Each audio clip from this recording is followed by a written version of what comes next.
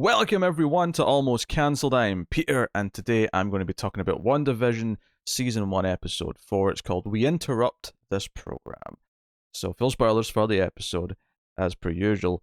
And this is the one that everyone was waiting for, I think. Well, except Connor, who decided not to wait and left. But everyone else who stuck around was looking forward to the other side of what was going on, the real world side of it. And the ending of the last episode kind of implied we would be. But what I liked just from the get-go of this one is that, unlike past couple of episodes, there was a scene before the Marvel Studios logo. The previously ons have been before the Marvel Studios logo, the last couple, but there wasn't like any new scenes there. But this time we did. We got the prologue scene of Monica coming back after the blip, after the 5-year gap. She was one of the people who disappeared when Thanos snapped his fingers, and she came back to find out her mother had since passed away in those 5 years. This was really solid stuff. I think one of the fun things about having a shared universe, and there's a lot of pitfalls that can interrupt just good general normal storytelling.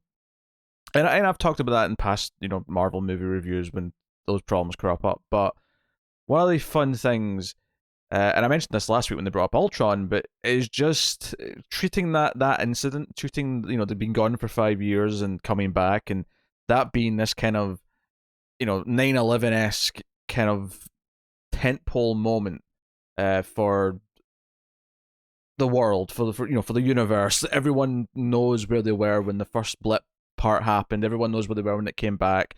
Obviously, lots of people in this hospital she wakes up and are all coming back and are confused and don't know where they are, or they know where they are, but they don't know why the people they were with aren't there anymore, because they've just, they've went away, they went home. They've been doing other things for 5 years. All that stuff was really cool, and it serves a nice introduction to, obviously, Monica's real character, to actually get a sense of what she's really like. It obviously ties her a bit more to who she is, and if no one had picked up this as the daughter of the character from Captain Marvel, it kind of explains this by really getting into her mother here. We even see her photo when she goes to the Sword base, and that's the other thing it really gets to, is introducing Sword, which is pretty much a new concept in the MCU. Obviously, it's been teased in this show, but like, this is the proper introduction. This is where we're all really getting to know what Sword is, and we meet the director of Sword, who is newly appointed, because it was Monica's mother before now, and we get all this stuff, and we get she's given a case that's not meant to be a particularly weird case. She's actually given like a normal missing persons case, because the protocol for anyone who comes back is that they have to kind of ease in. I did think it was a bit strange that the guy at the desk, the security guy, got really salty with her when her key card didn't work. And he's like, well, if it doesn't work, then you clearly don't work here. And I'm like, don't you know that, like, half the population just came back to life like 3 weeks ago? Like, there's a reason why someone would walk in thinking their card would work and it doesn't. I'm just saying, there's extenuating some circumstances. There is a huge hiccup for her or anything, but still, it occurred to me. But this is where we get all the juicy stuff. We get a lot of juicy stuff, of course, that syncs up with all the things that we were getting in the previous 3 episodes. With the toy helicopter, although it did change colours. It was a drone. It was a drone helicopter, but it wasn't exactly the colours that were in the episode. I think I theorised that Monica literally took a helicopter in, and then for some reason, whatever Wanda's doing, turned it into a toy to kind of make it either make sense or something. No, that's not the case. It was indeed a drone. Monica just kind of goes in after meeting Detective Wu, or Agent Wu, I should say, from FBI, who I never got the reference when he does like a little card trick to pull out his business card. I didn't get the reference. I did think it was weird that he did a little magic trick when he pulled it out, and he never even mentioned it. He never talked about it. There was no time spent on it. He just did it. But people have pointed out online that is the same trick that Paul Rudd was doing in one of the Ant-Man movies. So it's kind of a neat little thing. It's obviously, the big reference to the other movies is that out of nowhere, Darcy from the first 2 Thor movies came back, and this is cool stuff. This is cool stuff not because I particularly like or dislike Darcy. I think she's fine. She has a couple of funny moments in those movies, and the first one particularly. Uh, but I think this is cool because I love characters coming back who kind of felt like they were left behind. The example that I always bring up is Incredible Hulk and how everything from that movie, other than just the general idea that Hulk had a fight in Harlem, was forgotten about. Partly because they'd recast Hulk, they'd recast Bruce Banner, and I was really happy when they brought William Hurt back because I liked that. Okay, no, he was still a part of this established world. If anything, I think they should bring Liv Tyler back. But I'm really happy that some of those things, I think what's his face, Abomination is coming back for the She-Hulk show, and I love that. I love that these things are coming back, and obviously it's nice to know about them in advance. But this was actually really kind of cool that just out of nowhere. I mean, maybe there was news online. Maybe people did know if you were looking for the news, but I had no idea that Darcy was coming back. So after we're on the outskirts of this town where the locals don't even know the town exists. They have some sort of weird like targeted amnesia, even though the sign for the town's right there. And Monica walks in and gets sucked into the town. So there's a real town in New Jersey that's been taken over by Wanda.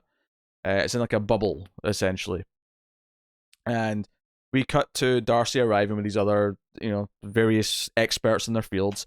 And we find out that Darcy's a doctor now because she wasn't. She was just a student back in Thor, which is actually kind of a neat thing that it's been that long since Thor that it actually, the real time, especially with the 5-year jump, I suppose, really helping that. But even in real time, it feels long enough that she's a doctor now.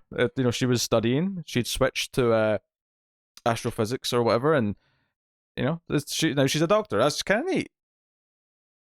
Last time we saw her was in Thor: The Dark World, which was 2013. That was 8 years ago.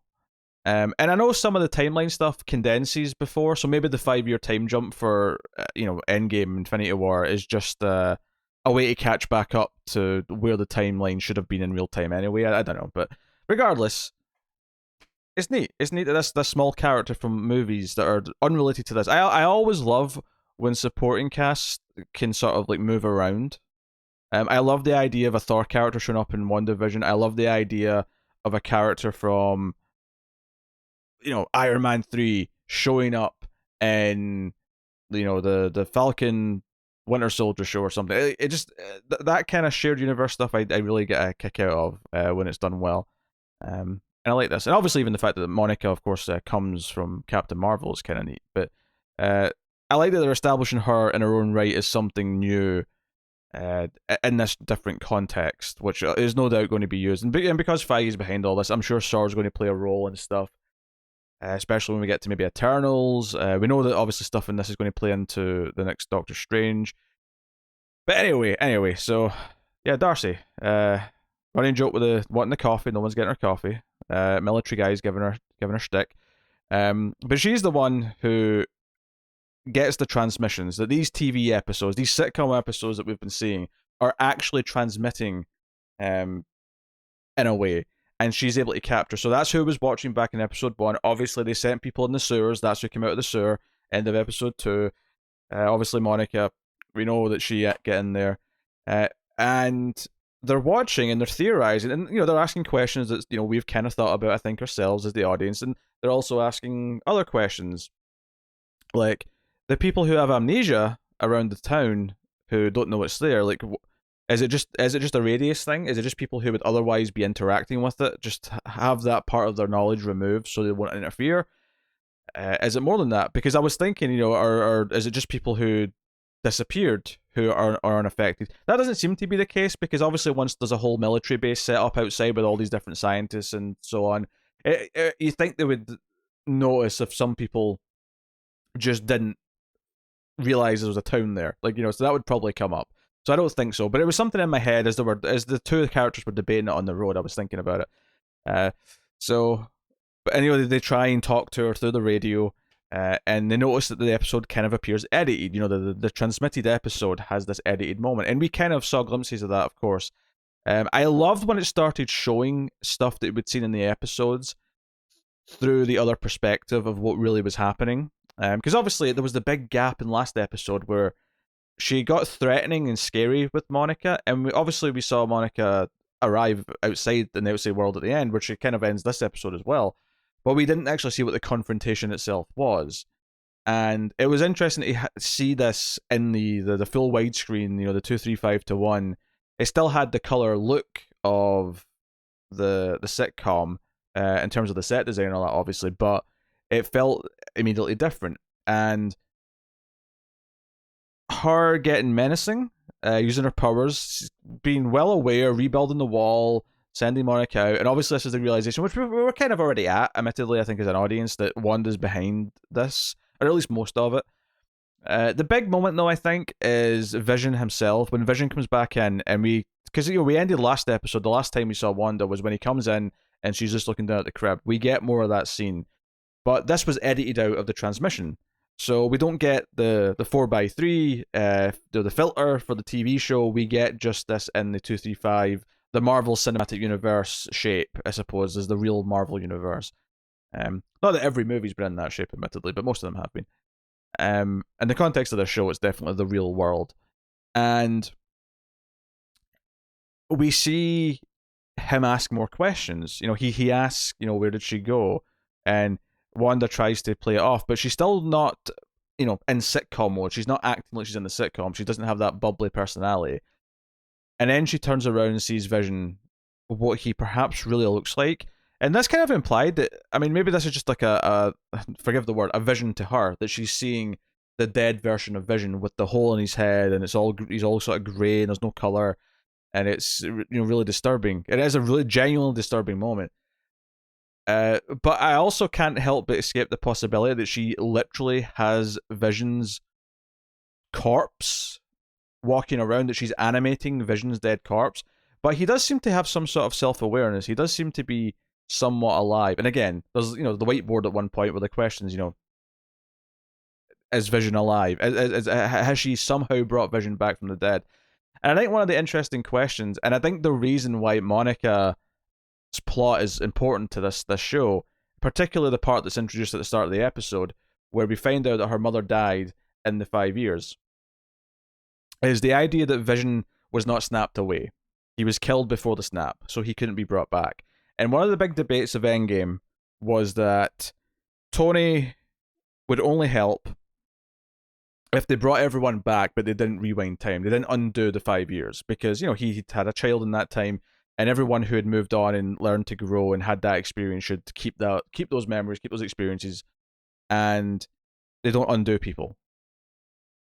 But the choice of not going back and changing things might have, in a way, stopped from saving Vision. If they'd went back in time to just alter everything from a certain point, whether or not that's possible is another question. But in theory, the big casualty of that is Vision, and that Vision didn't get the send off that a lot of other characters did, that he was just killed beforehand. I think Wanda's anger and maybe someone to break through to her, the idea that Monica is also dealing with the fact that her mother died in those 5 years. Obviously, it's not the exact same thing, and I'm not suggesting that it is, but I do think there's some parallels there in dealing with the death whilst everyone else gets to have their people back.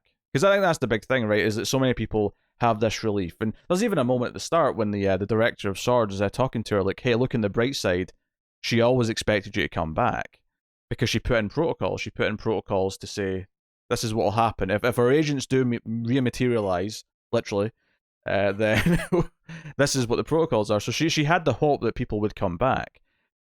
And that's kind of sweet, just as its own little beat, its own little moment.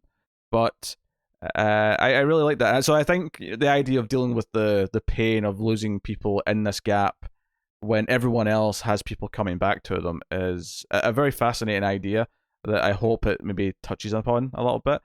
Needless to say, this was obviously maybe the most exciting episode as a piece of Marvel Cinematic Universe. The other stuff, I loved the first 3 episodes. I loved everything it was doing and the quirkiness and all the rest of it and the little teases. But this was like, no, we're straight up in the MCU. We're straight up doing stuff. So having this sort of give context to everything, having Darcy, and honestly, her and Agent Wu and their chemistry was solid enough. The small joke where she's like, "Do you want one?" and he thinks she's talking about kids because they're watching the kids on the TV, but she just means the chips, and little bits like that. It's all right. It's just fun enough stuff.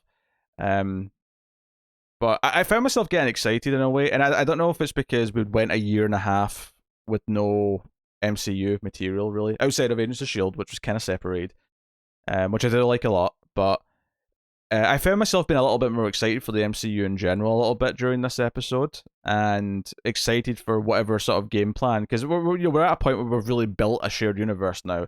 It's not just about setting it up. We now just have all the toys to play with and whatever they want to do. And that's potentially exciting. If if the movies particularly break away from the formula that they sometimes can be beholden to, then that could be cool. But so yes, context is exciting. Wanda being more scary is exciting. And of course she does choose to reset things at the end. She does choose to sort of like stop the conversation as it is. It's like, no, this is our home. We live here. And Voodoo Child starts playing.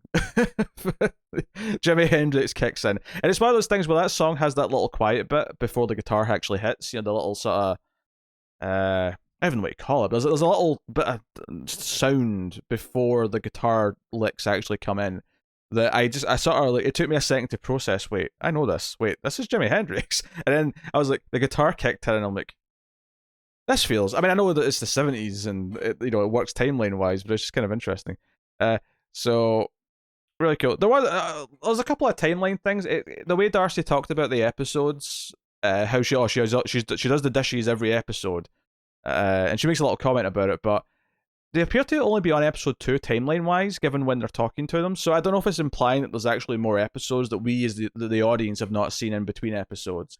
But we don't actually see any footage of any other episodes like on the screens or anything like that. So that is a quick explanation if that is a slight nitpick. If it even is a nitpick. I don't know if it is. I don't know if I care, really. More of an observation than anything else that stuck out to me. But it was juicy. But that said, I'm excited to go back in now with this extra context of the outside world. And I wonder, do we stay away completely from the outside world for a few episodes again? Or are we going to be more allowed to jump between them? Are we going to? I assume we're still going to stay primarily on Wanda and Vision, and they will always be or mostly be the A plot. I wouldn't say always, obviously, because we'll have another episode like this perhaps eventually. But will we be free to jump to a B plot on the outside now? We might be. It seems like now we've set up things where we could do that, and that could be neat. And I still love them playing with aspect ratios. So, no, good stuff. I'm excited. And I do wonder, is it just purely Wanda, though? Is there another entity that's kind of made her do this, talked her into this, manipulated her into this? They do go out of their way to address that every person in the town is actually a real person who has been sort of casted in this world. And they seem to identify a lot of them in this episode. I don't think they identify every single one, but they identify a lot of them and put them on the board. And I don't think most of them have much meaning behind them. But worth mentioning and pointing out that that's going on too. But no, that was fun. It was very different from the other episodes. So again, it's funny that Connor decided to opt out because he thought, "Oh, it's too sitcom-y. This is what it is. I don't like it." But this is good stuff. The episodes are still short though. This was still like, it was 35 minutes technically, but there's like 7+ minutes of credits at the end. So ultimately, I was thinking about it just after I finished watching that if you add all the episodes together, but take out all the ridiculously long credits for each episode, you essentially probably end up with something that's not much more than a long movie, really. The first episode I think was only about 22 minutes of actual screen time for the episode. The rest of them have all been kind of in the 27, 28 minutes-ish kind of range. So the fact that they've all been under half an hour of actual episode time means that unless they start significantly getting longer, the whole thing is going to be viewable in less than 3 hours, which is less than Endgame, potentially. And even if it gets a bit longer, like even if it ends up 3.5 hours, movies have been 3.5 hours long. It's a little bit long. That's not to say that I think the format is incorrect. I do wish there was I don't know if obviously they've structured it for these 9 episodes, so there's no way to like redo it now. But I do kind of wish that with the same amount of material, they'd been structured into less episodes that were longer, just so there was more of a meal each week. But credit where credit's due, there was a lot to chew on in this one. So that's WandaVision. I'll be back next week, so thank you very much for watching or listening. I always appreciate it. If you, of course, support everything we do, go over to patreon.com/MailFuzzTV and support us for as little as $1 per month. You can also support us for completely free by just hitting the like button. Liking is super important on YouTube, as is commenting and subscribing. YouTube values these things, so our success goes up with more of that. So please do if you want to support us. But otherwise, that's me. So thank you once again for watching or listening. We always appreciate it. Keep watching TV. Have you got any vanilla?